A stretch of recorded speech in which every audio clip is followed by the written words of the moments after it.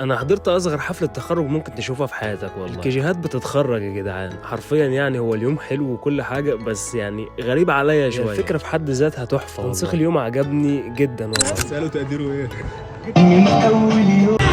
ده وهو صغير قبل التخرج. اللي متابعنا من بدري عارف ان احنا مش هنصر في يوم زي ده، ولازم نضحك ونهزر، ده كده كده يعني. ده بس الصراحه يوم جميل والله. دي بقى الدروع بتاعه الاطفال الجميله. حاجه حلوه ان انت كل مرحله تعليميه تعدي كده تعمل حركه زي دي تحفز بيها الطفل او الطالب ان هو يكمل بقى المسيره، عشان لسه بدري والله. الخريجة هي فين بقى؟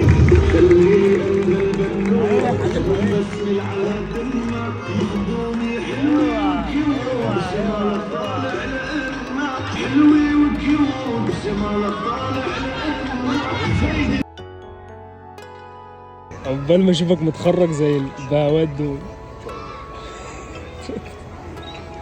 الصراحة تنسيق اليوم جميل جدا، ويوم ياخد 10 من 10 بجد يعني والله.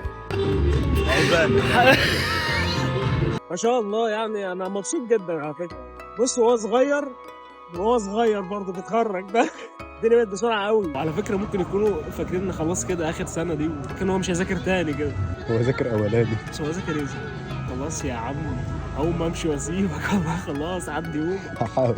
فكرة ان الناس تعزمنا حاجة، وفكرة ان انا اروح الاقي حبيب قلبي ادم، ده حاجة تانية خالص والله بجد. الولد ده عزيز على قلبي جدا طبعا، هو وكل الناس اللي كانت موجودة. ومعلش بس لو استفردنا بالشاب الجميل ده شوية، والله العظيم بحبهم كلهم بجد يعني.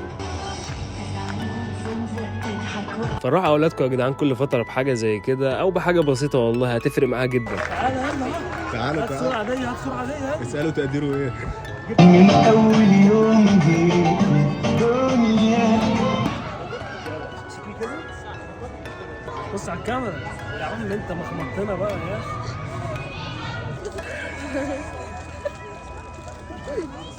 بص يا حبيبي، الف مبروك. معلش انا اسف. استاذن بسهولك يعني.